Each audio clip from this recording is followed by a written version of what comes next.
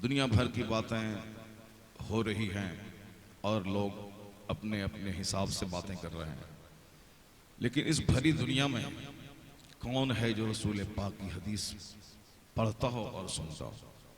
लोग मसाइल का हल दानिश्वरों के कलाम में ढूंढ रहे हैं, लोग अपने प्रॉब्लम्स का सॉल्यूशन नेताओं के संविधान में तलाश कर रहे हैं।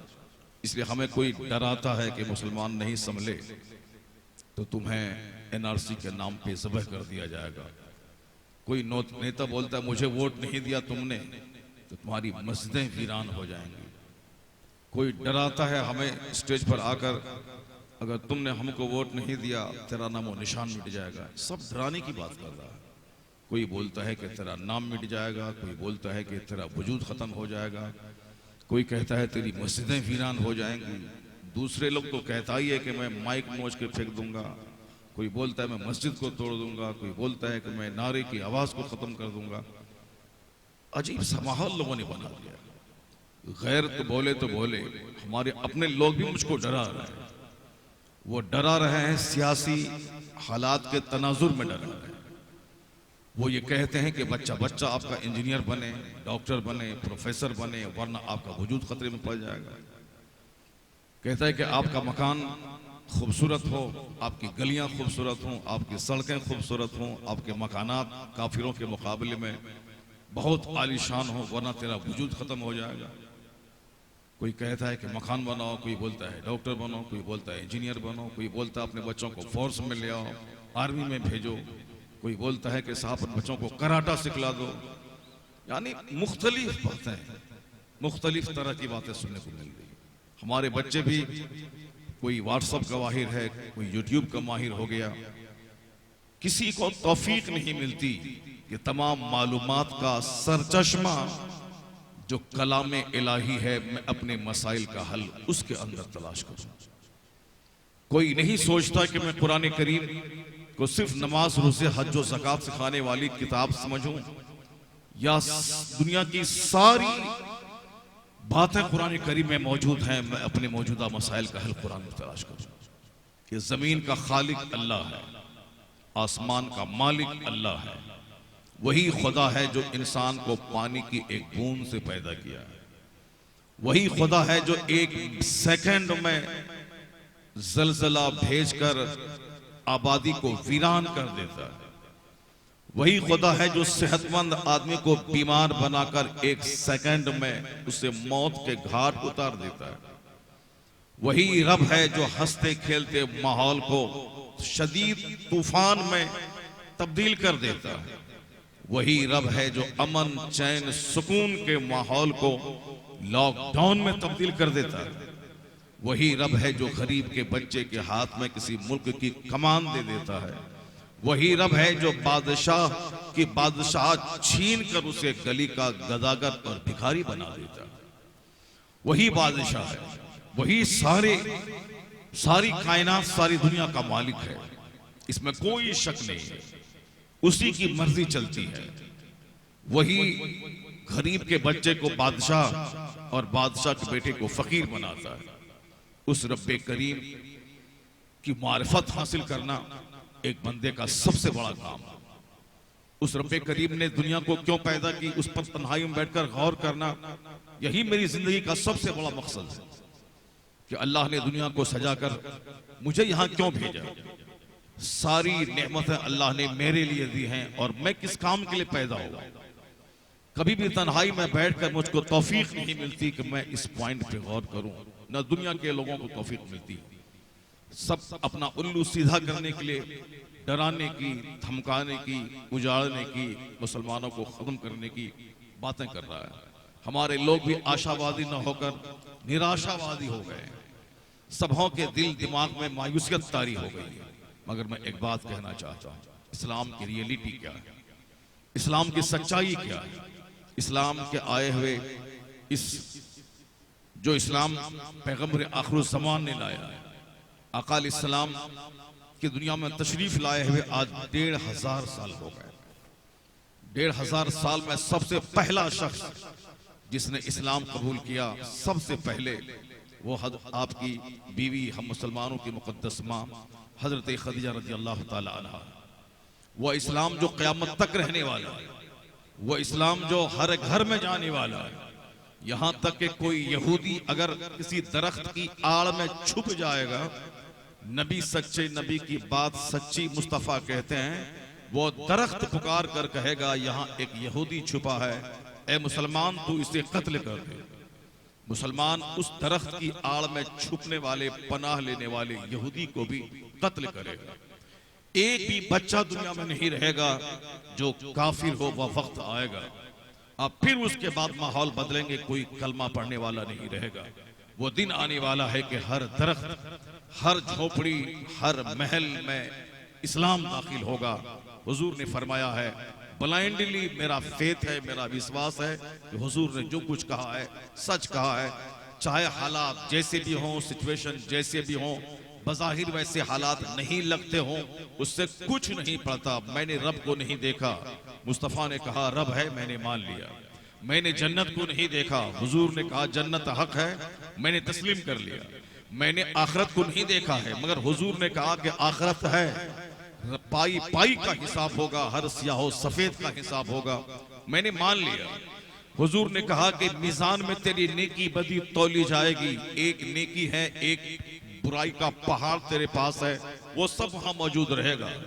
हुजूर ने कहा कि जन्नत उस पार में है और बीच में जहन्नम के ऊपर में एक पुल है जो बाल से ज्यादा बारीक, तलवार से ज्यादा तेज।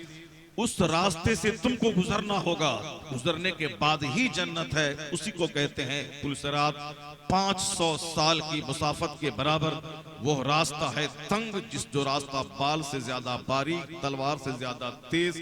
उस रास्ते से गुजरने के बाद ही जन्नत मिलेगी, उसके अलावा कोई दूसरा रास्ता नहीं है।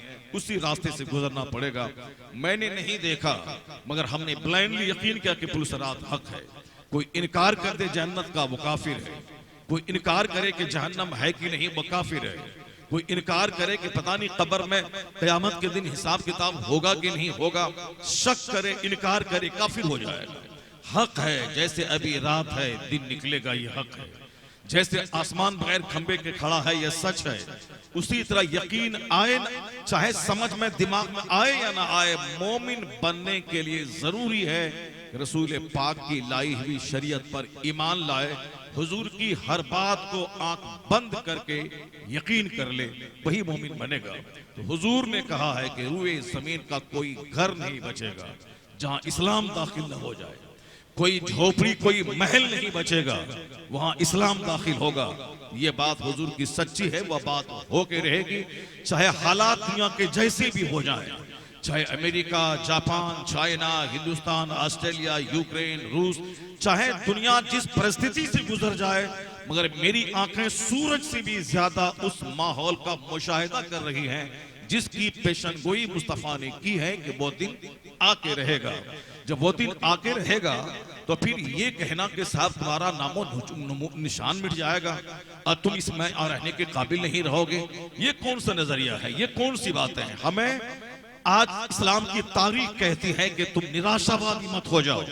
वो पहला दिन इस्लाम का जिस दिन एक शख्स ने कलमा पढ़ा था, और आज तो अल्हम्दुलिल्लाह 150 करोड़ लोग की जबान पे अल्लाह का कलमा है।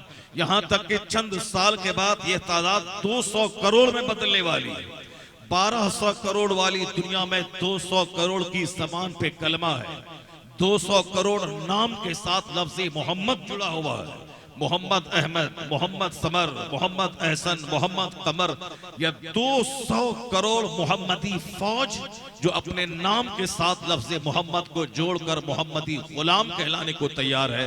पहला दिन एक शख्स था जिसने आका दो जाल सलाम का कलमा पढ़ा था, फिर वो दूसरे में तब्दील हुआ, दूसरा शख्स उस ग्रुप में शामिल हुआ।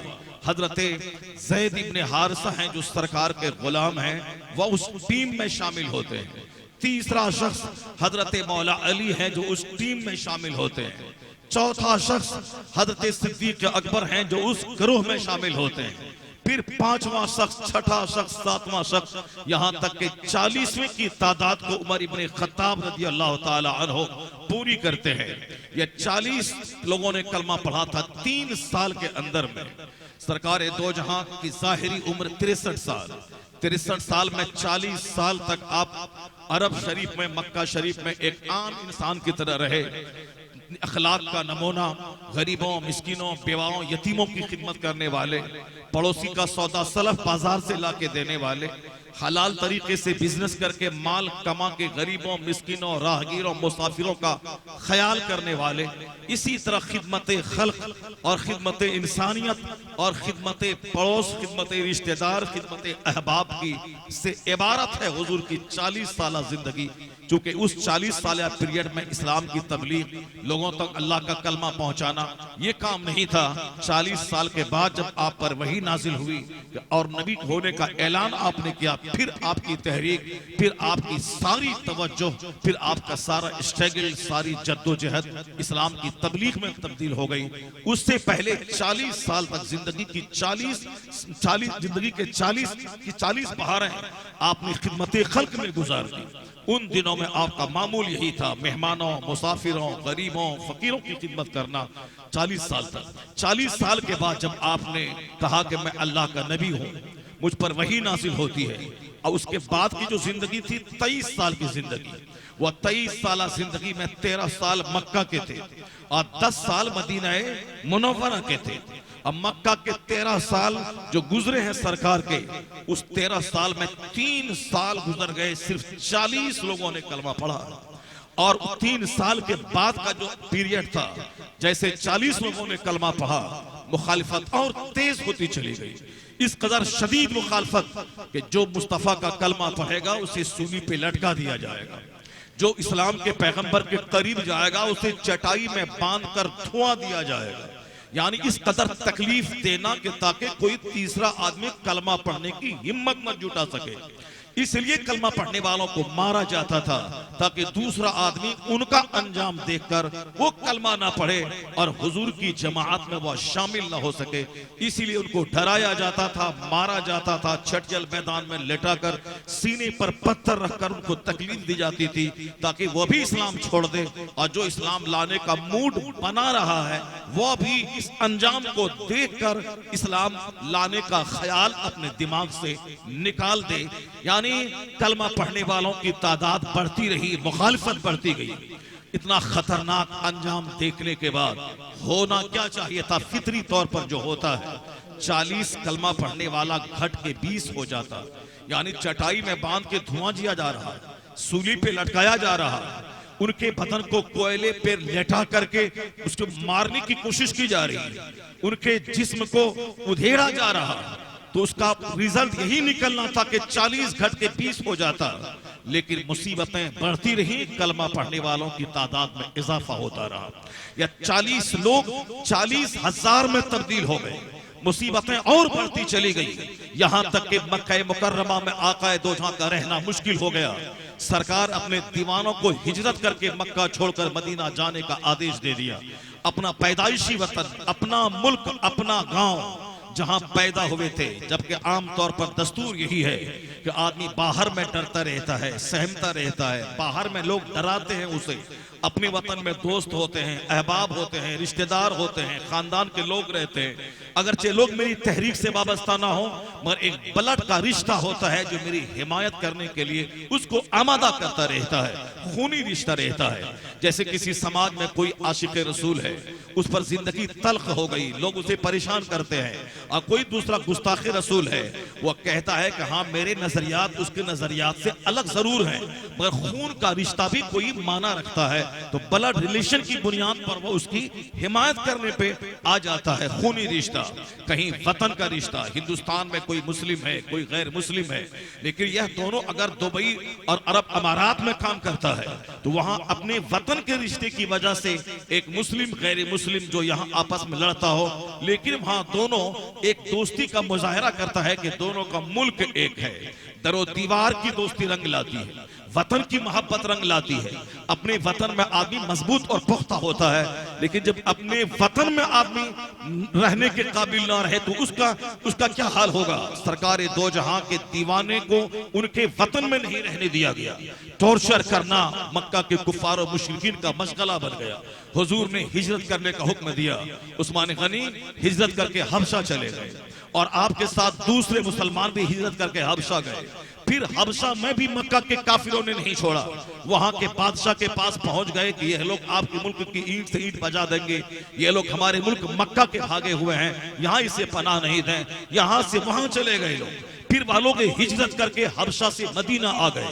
यहां तक कि वो दिन दुनिया ने देखा कि जो कायनात का मालिक और मुख्तार है, जिसने कहा था कि मैं चाहूं तो ओहद का पहाड़ मेरे पीछे पीछे चले, जिसने कहा था कि अगर मैं चाहूं तो अरब का रेगिस्तान मेरे लिए गोल्ड बन जाए, जिसका बिस्तर चटाई का, जिसके घर में चंद मुट्ठी जौ है, जिसके घर में पानी का एक मशकीजा है, यानी कौनैन की मिल्कियत जिसके पास हो। सादगी का ये आलम है कि उनके घर में चंद मुट्ठी जौ और पानी रखने का एक छोटा सा बर्तन और एक बकरी की सूखी हुई खाल जो उनकी दीवार से लटक रही है, यानी सादगी का नमूना पैगंबर आजम का। वह पैगंबर आजम का अपने वतन में रहना लोगों ने दुश्वार किया, कत्ल का प्लान लोगों ने बनाया। सरकार दो जहां अपने गुलामों को के साथ मदीने पाक की हिजरत का प्लान बनाते हैं। उससे पहले लोगों ने 3 साल तक आपके खानदान समेत सोशल बायकॉट कर दिया।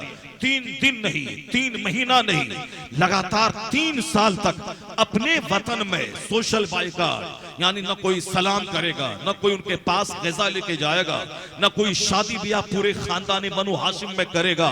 यहाँ तक कि बच्चे भूख से बिलखते थे, दरख्त के पत्ते लोग खाने लगे, मुर्दे की खाल गला गला कर लोग उस पानी को पीने लगे, यानी दाना पानी बंद था। और उस गिरोह में पैगंबर आजम शामिल है। सरकार दो जहां मौजूद हैं अपने खानदान वालों के दरमियान।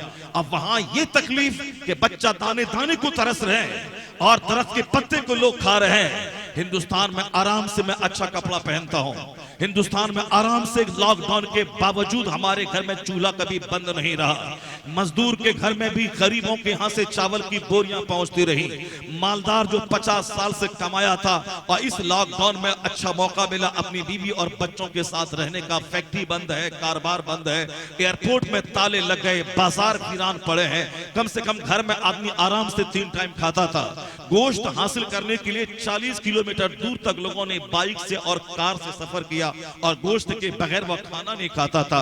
यह 3 महीने का लॉकडाउन, उसके बावजूद न मेरे खाने की लज्जत कम हुई, न मेरा दस्तरखान कमजोर हुआ, न साहब हमें कोई खाने पीने की तंगी हुई। मेरे पास जो जमा था वो खाता रहा, जिसके पास नहीं था, जो जमा पूंजी वाला था, वो उनके घर में राशन भेजता रहा। हमारा लॉकडाउन तो ऐसा था।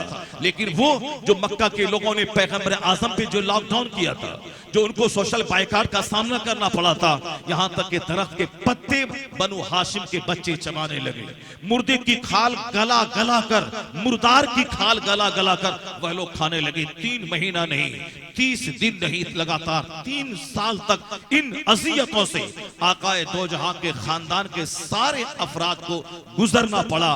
फिर जब वह समाजी मुकातिया खत्म हुआ, एक दूसरी तकलीफ शुरू हो गई। यहां तक कि लोगों ने कत्ल का प्लान बनाया।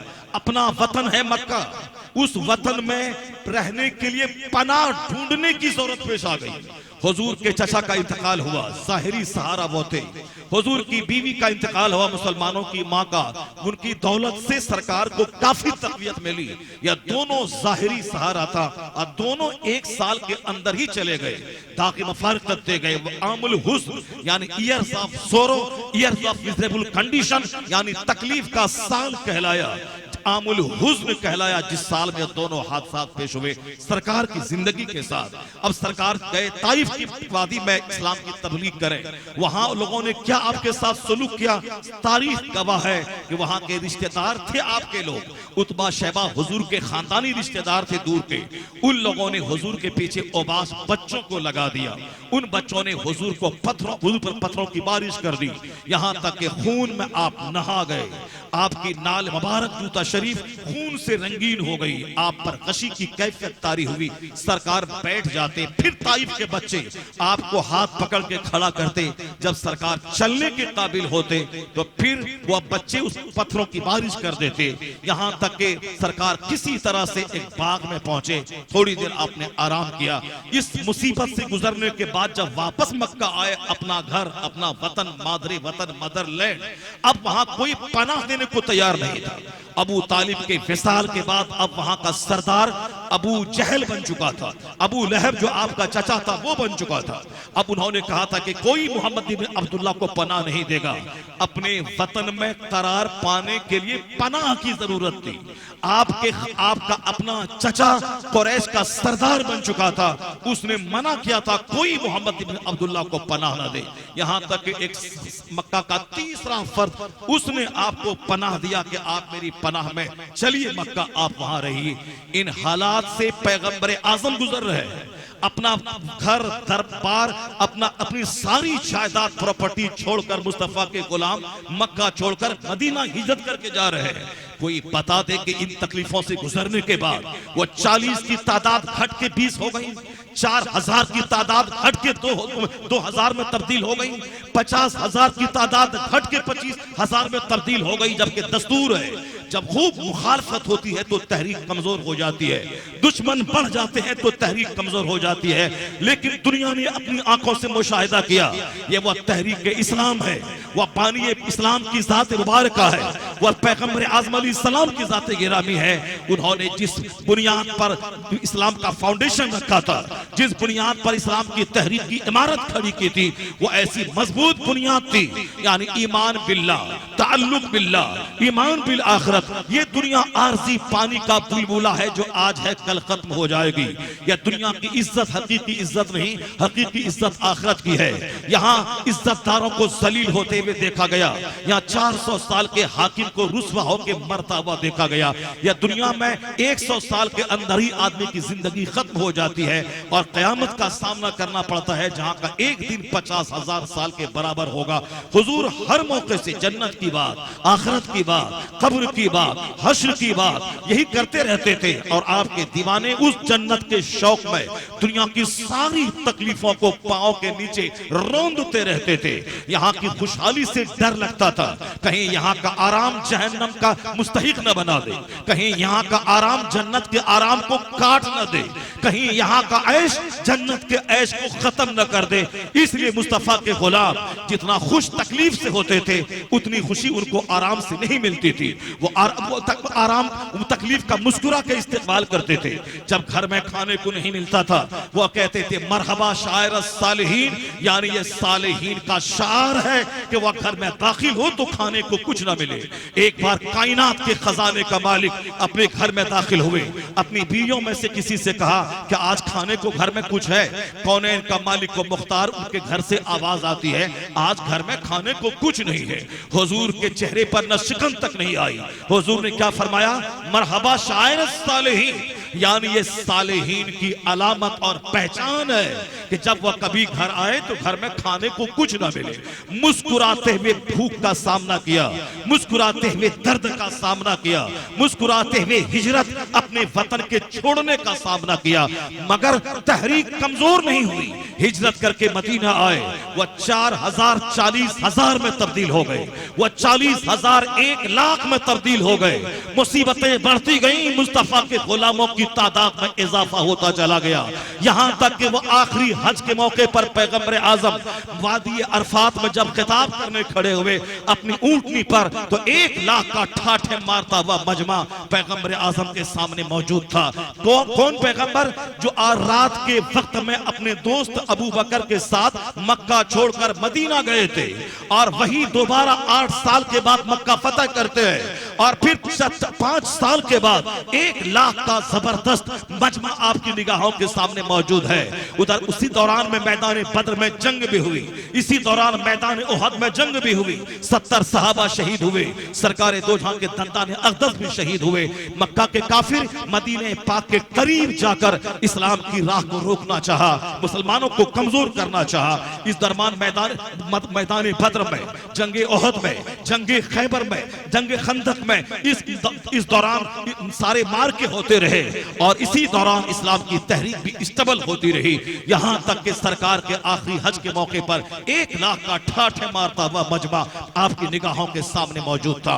हुजूर के विसाल के वक्त में 1 लाख से ज्यादा आपकी फौज तैयार हो चुकी थी। लोग कहते थे इनका अखलाक, इनकी मॉरलिटी, इनका खूबसूरत व्यवहार की वजह से लोग इनके इर्द गिर्द जमा है। जैसे ही ये पर्दा फरमा जाए लोग आपस में मुंतशिर हो जाएंगे। जो आसपास के गांव के लोग कलमा पढ़ के इसके पास इकट्ठा हुए हैं ये सब मुंतशिर हो जाएंगे, इत्तेहाद पारा पारा हो जाएगा। लेकिन हुजूर के विसाल के बाद जब खलीफे अव्वल ने उस कमान को संभाला है तो फिर इस्लाम कमजोर नहीं हुआ, दुश्मनों की दुश्मनी बढ़ती चली गई। जब तक मक्का में इस्लाम था दुश्मन इस्लाम मक्का में महदूद था। ये इस्लाम मदीना गया तो मदीना के लोग भी दुश्मन आपके हुए। ये इस्लाम जब तक अरब में था दुश्मन अरब तक महदूद था। लेकिन जैसे ही इस्लाम अरब से निकलकर कुस्तुनतुनिया पहुंचा, यूरोप में पहुंचा, अफ्रीका में कदम रखा तो दुश्मनों का दायरा भी वसी होता चला गया।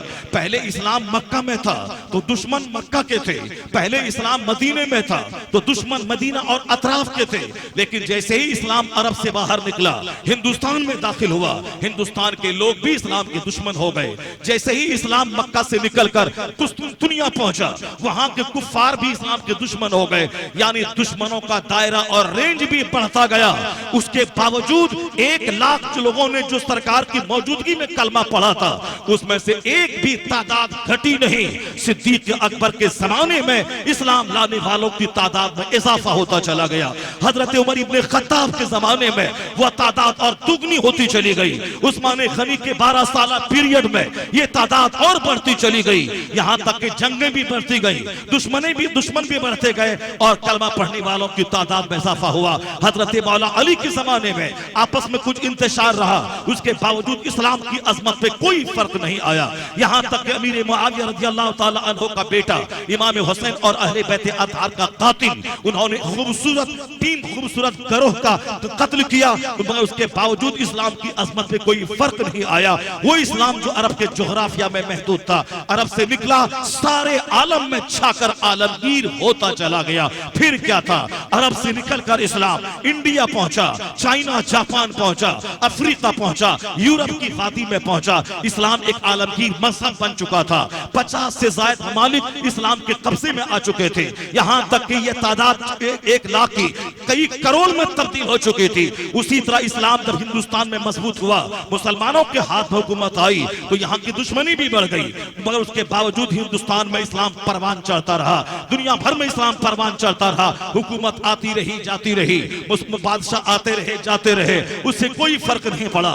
मस्जिदों की आजान बंद नहीं हुई, मदरसों में काल अल्लाह काल रसूल की सदा बंद न हुई। यहाँ तक कि मदरसे का काम चलता रहा, मस्जिदों का काम चलता रहा, आजान होती रही, खिताब होता रहा, सीरत के जलसे होते रहे। अलबत्ता गाहे बगाहे बादशाह तब्दील होते रहे, कभी ये बनता कभी वो बन जाता, लेकिन ये खामोश तहरीक कभी बंद न हुई और कलमा पढ़ने वालों की तादाद लगातार बढ़ती रही। तो 1400 साल की तारीख बताती है कि दुश्मनी बढ़ने के बाद कोई दूसरी तहरीक कमजोर होती है, मगर इस्लाम उस तहरीक का नाम है कि दुश्मनी बढ़ती जाती है, यह तहरीक मजबूत होती चली जाती है।